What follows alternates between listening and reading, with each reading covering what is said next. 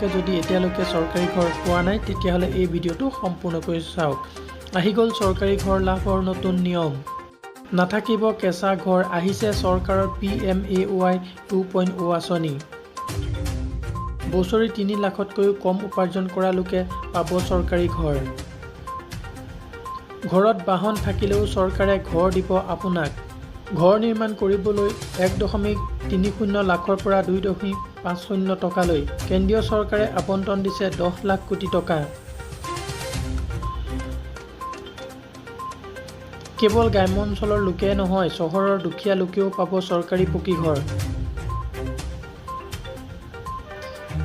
PMAY 2.0 ৰ বাবে কেনেদৰে কৰিব আবেদন? আবেদনৰ বাবে লগ ইন কৰক pmaymis.gov.in। আবেদনৰ বাবে লাগিব আধাৰ কাৰ্ড, পান কাৰ্ড, ঠিকনাৰ প্ৰমাণপত্ৰ। 1 কোটিৰো অধিক লোকক ঘৰ দিয়াৰ লক্ষ্য চৰকাৰৰ। আপোনালোকে যদি এতিয়ালৈকে চৰকাৰী ঘৰ পোৱা নাই তেতিয়াহ'লে এই ভিডিঅ'টো সম্পূৰ্ণকৈ চাওক। আহি গ'ল চৰকাৰী ঘৰ লাভৰ নতুন নিয়ম। নাথাকিব কেঁচা ঘৰ, আহিছে চৰকাৰৰ PMAY 2.0 আঁচনি। বছৰি 3 লাখতকৈও কম উপাৰ্জন কৰা লোকে পাব চৰকাৰী ঘৰ।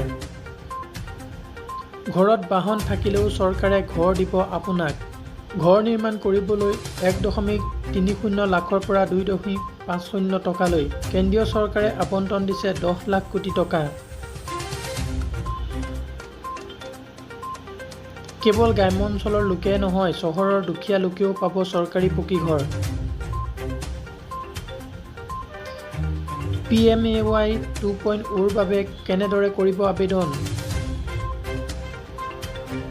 আবেদনৰ বাবে লগ ইন কৰক pmaymis.gov.in।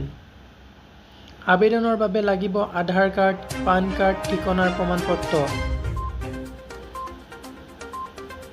1 কোটিৰো অধিক লোকক ঘৰ দিয়াৰ লক্ষ্য চৰকাৰৰ।